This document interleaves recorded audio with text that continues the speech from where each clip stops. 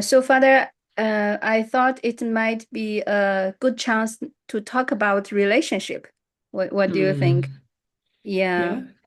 As we said, it's we need a lot of collaboration and connection before realizing any dream. So yeah, so relationship might be very important. Yeah, would you like to share something about that? Yeah. Relationship is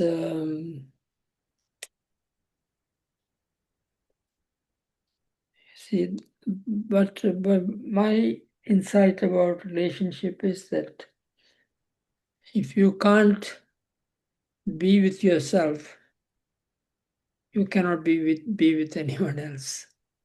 You see, so it starts with your own how you are connecting and relating to yourself is the basic, So otherwise, you'll be looking for a relationship all your life, and you'll be escaping it because you don't have your own personal relationship to yourself. So that is what I truly believe that is an important part, and building that is not the ordinary way that we think of relationship. To be with patience with oneself, to be accepting oneself, in the sense of allowing the full liberty to yourself to be what you are, and not to be putting under stress and restrictions. So once you become familiar with yourself and become really related and connected with yourself, then relationship becomes much easier.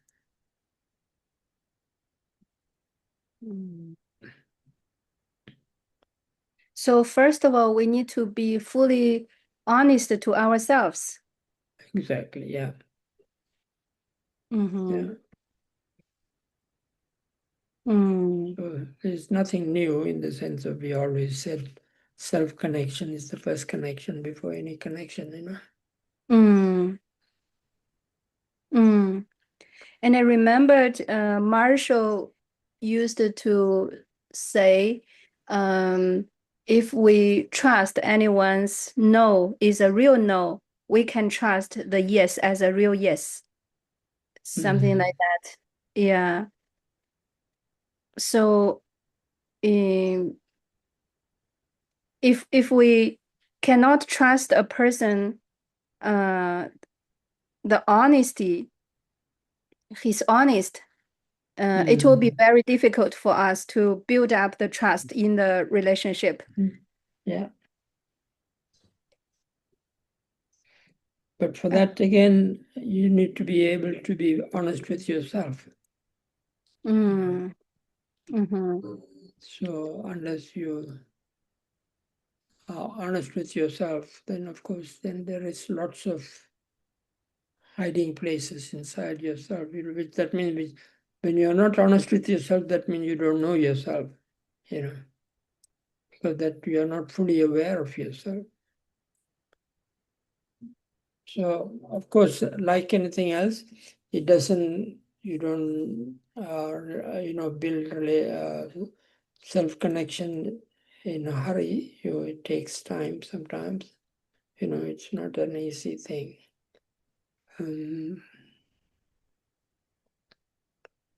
Because for us, we don't even know that there are two selves, for connection. So very often what we mistake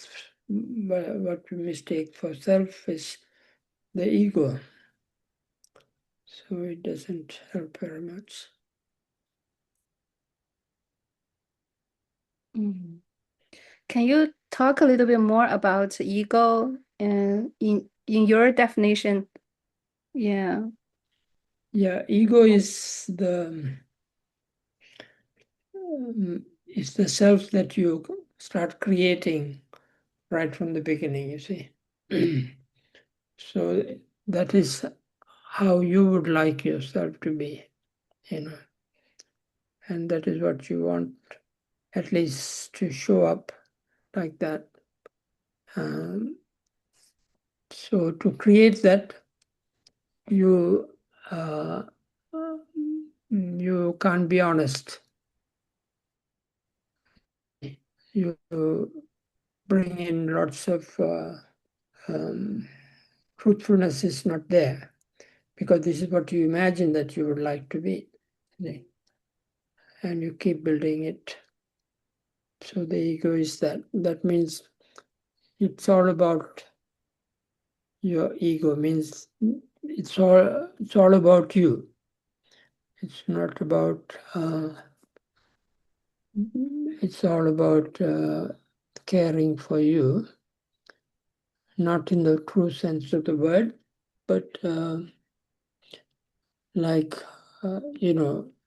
sometimes children also have this habit of, they want everything for themselves, And so they don't care right away. But then slowly they learn this thing that they are not alone. They are with people, and so they begin to open up. So ego is, many ways it is a closing upon oneself.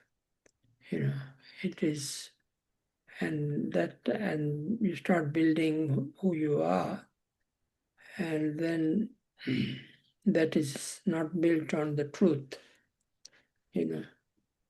So naturally, the ego that you build is not the true self.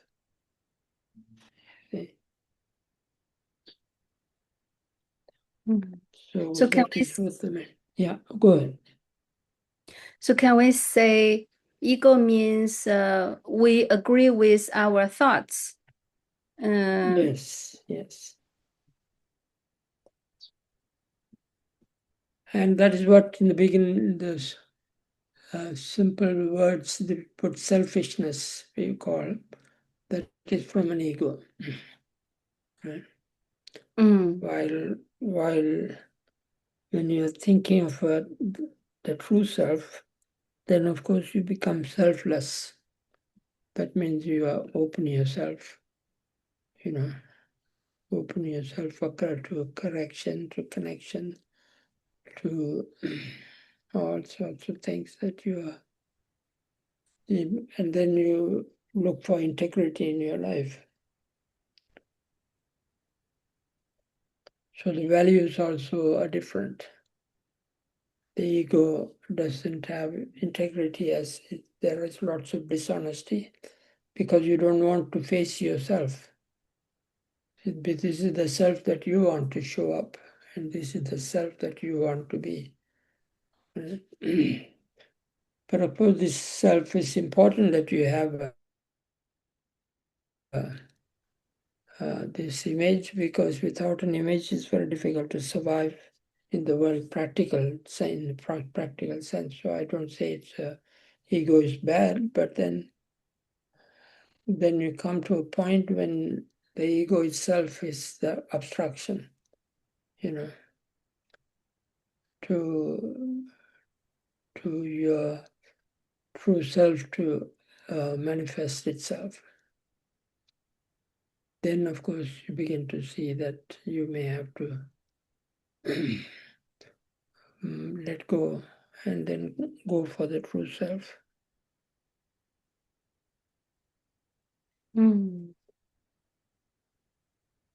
Would you like to share your story, how you find out your ego and how you recognize your true self? Well, for me, it came very easily, smoothly, because I started quite young. I started entered the spiritual formation, where you learn about the basic of spirituality, which is honesty and humility and all these virtues that come in. And when you're beginning to in the practice of these virtues, then of course you slowly develop a spirituality that that opens itself much easier than all that, because very often people don't quite understand spirituality because they think spirituality means sometimes some intellectual understanding of your life or something, but it's just it's just letting go of all the things that you're holding on to, so that you become really the authentic self.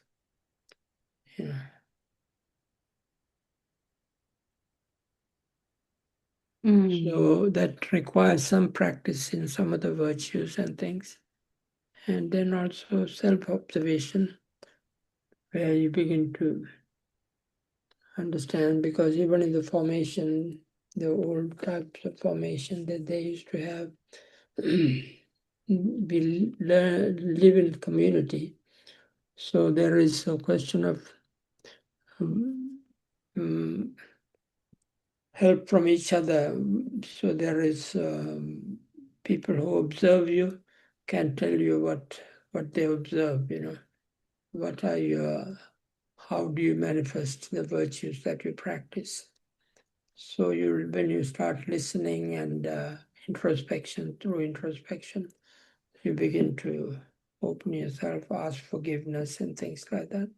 So these are all part of the spiritual practices, which sort of opens yourself, helps you to come to this place, to let go of the ego. Doesn't mean that you really let go of ego. It's not, at least you want to do that. You are aware of it,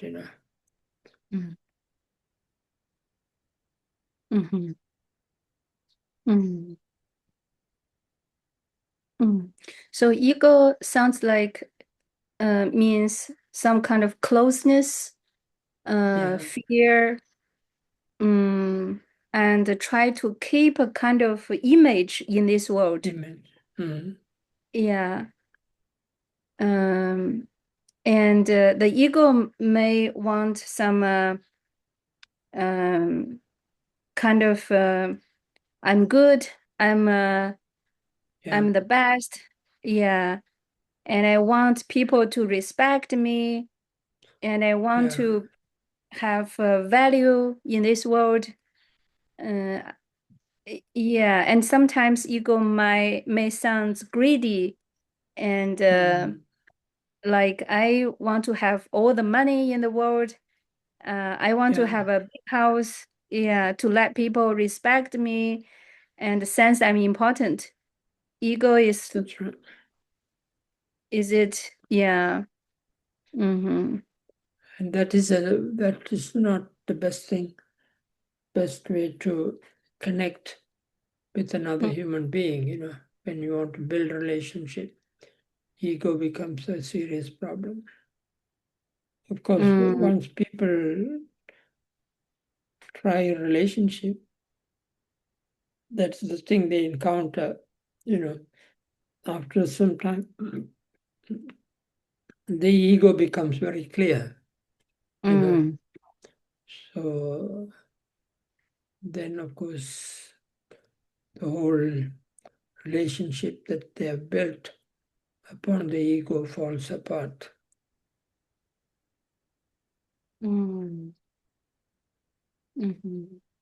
So what do you mean the true self? The true self is then when you open yourself and let go of all the false selves, the things that you really have built up, and let go and let go and let go. It's like peeling an onion. Not that at the end you'll find something, but actually you find is the emptiness, which in the Buddhist concept of emptiness, that means there is nothing for you to be proud of, actually. It is because it is, you are that nothingness, which is also, nothing is also, is everything, you see. That's a contradiction of that.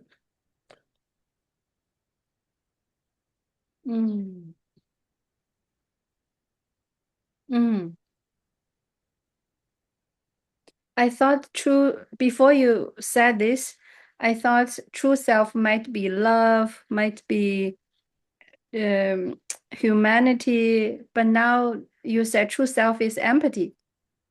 So empathy, yeah. I mean, empathy, you said there's nothing about self. That's right. Yeah. Which I said is emptiness. Yes. Emptiness is what you find. That means emptiness is the best way that you can be empathic. And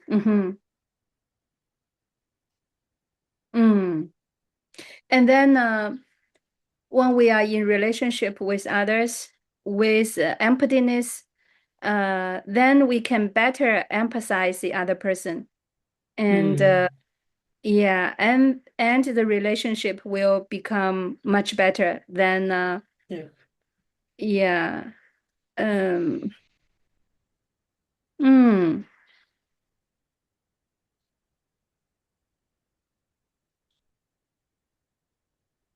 Yes. Yesterday there was a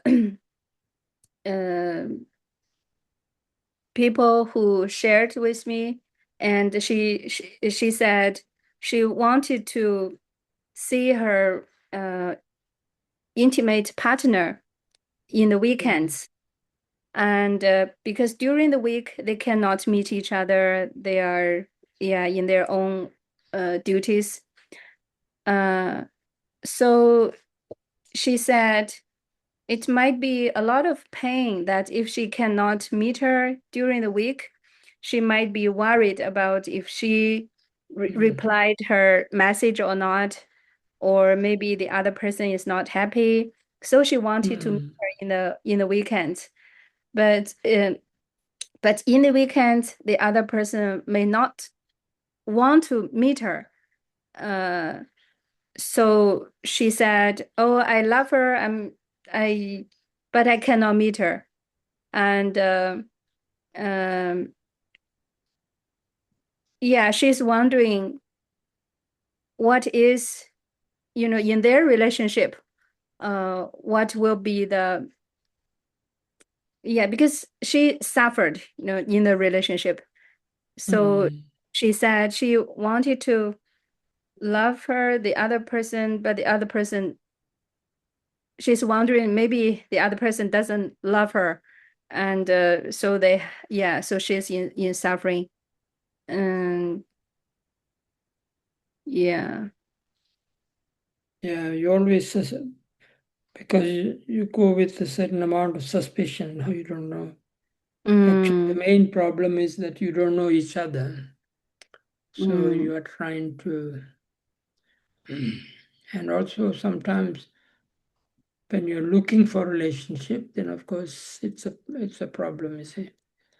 But you just honestly connecting with another person, there is no problem.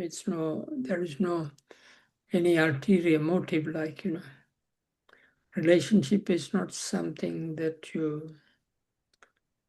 it's not an outcome, actually. It's something that is something quite intimate to you and the other person, in the sense of in real relationship, there is more and more the true selves coming together, you see. In other words, of course, when you meet someone, you try to, first of all, you want a relationship. Secondly, you want the other person to like you, and then that you want to like that other person, you see. So when you have those are the beginning conditions. And then when you go on those conditions, then you begin to see that, for one thing, that in relationship, what you do is you start anywhere you start. In the beginning, you may not see, because they say the love is blind, in the sense of all that matters is that you love each other, that's what's important. But then as you trying to connect with each other and know each other, then you begin to know the difficult more parts that you don't like comes up, And then, of course, then you need to slowly peel off, letting go of all these, the other selves that are there, the falsehood, the false self slowly falls apart. And when you're willing to let go of all of that, then you begin to connect more heart to heart, without any conditions, without any outcome and things like that. Because all relationships can start with lots of conditions. You see. Yeah.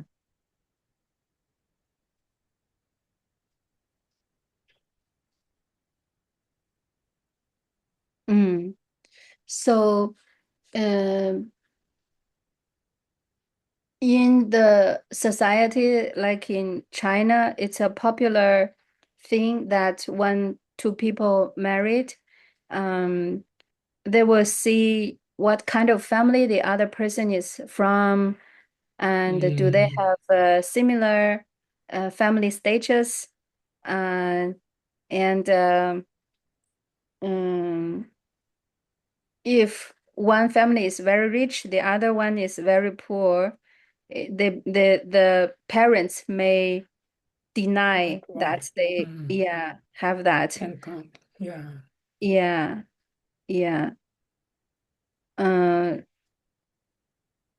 So it's very difficult. It's very difficult for two person if they are not from the similar family status. Yeah.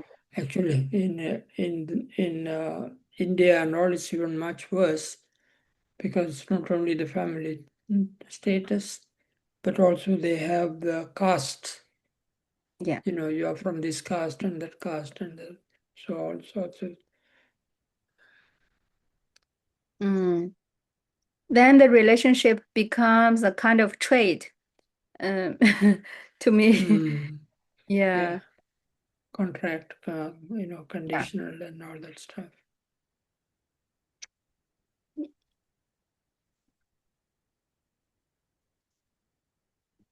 Yeah, in India it's much worse actually, because when you want to, the female side have to give so much of dowry, I don't think they have it over in the other countries. I don't think they have that much.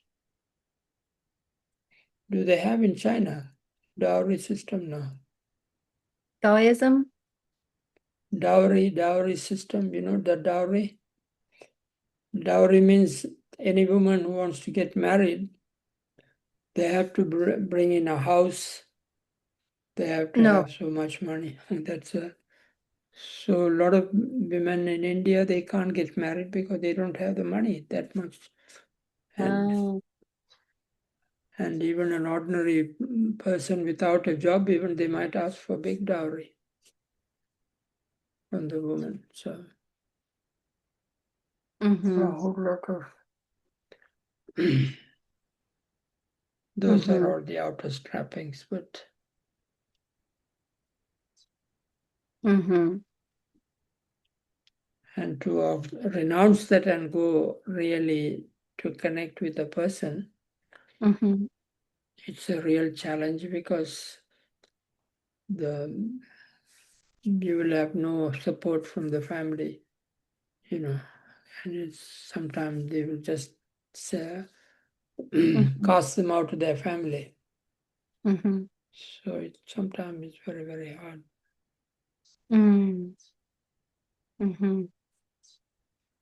Yeah. So in relationship, as you mentioned, like for the Indian marriage, if one side doesn't have money, they may don't have the power in the relationship to decide things. Yeah, they may rely on the other party to decide everything. Yeah, so for this kind of relationship, it's not what nonviolent communication advocate, because in NVC we say power with, not a power over or power under. And yeah.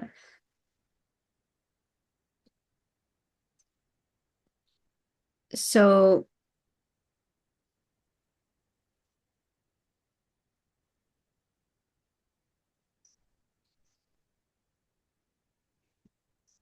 yeah, that also sometimes sometimes it's a caste system, sometimes the religious affiliations, As you know, in Islam, if you really fall in love with a Christian or, Hindu or something, then the family completely breaks away from you. And in fact, they try to murder you. Their own daughter, which they have done, So there's a nice movie that that was done in London, which is a true story, where this girl, because she left and married a Christian or something, then the family decided, the father decided to kill her and commissioned his son to do that. So, or cousin to do that. So it's terrible, horrible situations. Oh my God. Yeah. Yeah, and to me, relationship, if we are in the relationship, what my dream is to build up a relationship, we nurture each other instead of That's right. Yeah. So this is also NVC advocate for, right? And absolutely, yes. Yeah. But there are a lot of times in our life, because of judgment, self-judgment, and don't listen to each other, no honesty. So the relationship is not nurturing anymore. Yeah. And for building up a nurturing relationship, what do you think are the key elements of it? A nurturing relationship. Yeah, as you said, I mean, it's a question of being able to be honest with yourself and honest with one another, the other, That is the most challenging part. And of course, you always have judgments of each other that will be always there. And that is something that you have to keep on working every day if you want the relationship to, improve and, really flourish. Then, of course, you'll have to work on your judgments. Everyone has judgments. First of all, on themselves, they have judgments, self-judgments, and then they have judgments on the other person. So unless you are willing to let go of all of that, you see, which is actually what you call sort of peeling off the lies, the creation that you have made. Then you begin to see more and more clearly who you are. And sometimes people might feel fearful to peel everything, peel the layers in front of another person. Yeah. Absolutely. Yeah. Maybe because of harmony or because there are something they feel shame and they don't want to. Yeah. Exactly. So for that to be able for the other person to let go of these things, to be, to come out of all this, let go of all these false selves, requires lots of trust on the other person. When this person shows real trust and then they begin to see that the person really loves and trusts you, then of course then you begin to really slowly show up your true self.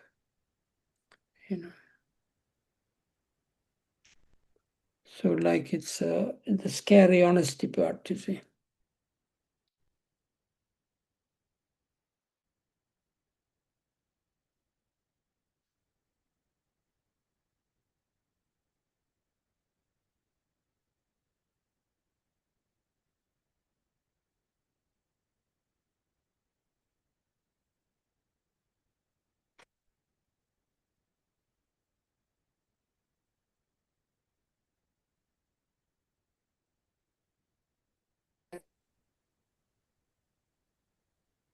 Sorry, the internet connection lost.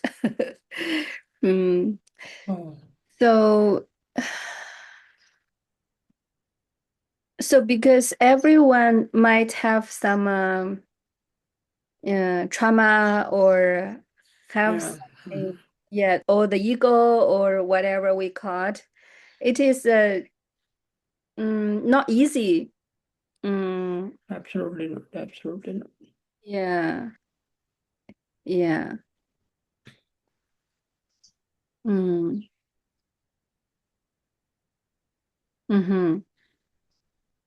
Yeah, it's a question of, but I think that's why it's not a one-sided show. It's sort of both sides have to, connect, and the more there is love in the relationship, then there is also more trust. And if there is more love and trust as it grows, then of course you slowly have the courage to let go, and let go of the things that you are really, shame is actually covering up, no? And that shame and everything, you are just to show up yourself, there's nothing to hide, like, your true self comes up. And then that's also the only way that you also begin to see more of yourself, because sometimes it helps the other person to tell you, if there's something on your face, then you don't know unless you go to the mirror. And when you really have a relationship, of course, then you can see the things that you don't like and the things that the other person doesn't want to reveal of themselves. So, but once the love and trust begins to increase and begins to be more firm, then of course all these things fall apart. All the false just falls away from your true self. Then you begin to see more know who you are, and also you begin to accept the other person as they are. Mm-hmm.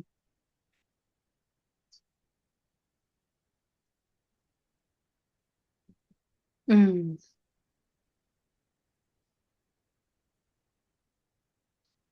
The peace in relationship starts from the inner peace, as I can Exactly. say from you. Yeah. Mhm. Yeah. And the inner peace or self-connection, or we can say self-empathy can support us to have the power to give, and then love Yeah. become just a giving game, and nothing to expect from the other person, what the other person will give me, or have the fear that what the other person is doing, will she give me the love or not? No expectation anymore. It's just a game of giving. Love is just a giving, that's all. Yeah, giving, and also question of, in the beginning you may have been, then you begin suspicions and fear and all these things, and may come sometimes. But then when there is love, then there is more and more appreciation of the other. Everything the other person does is well appreciated. Then of course it's a different, you see. So we can treat the other person as a mirror of who we are, to have self-knowledge, and also a mirror, and also to build up a kind of nurturing relationship. That's right. Yeah. Yeah. Yeah, you have to come to the scary honesty part, in the sense of scary honesty is when you really want to reveal yourself, and then the other person has the heart to accept, and also in turn to be able to reveal themselves.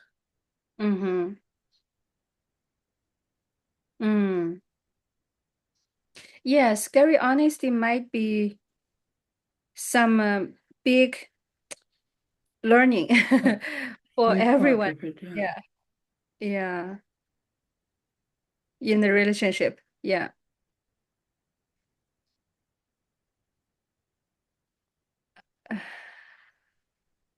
Yeah, what about we talk about conflict next time? Is it fine with you? Sure.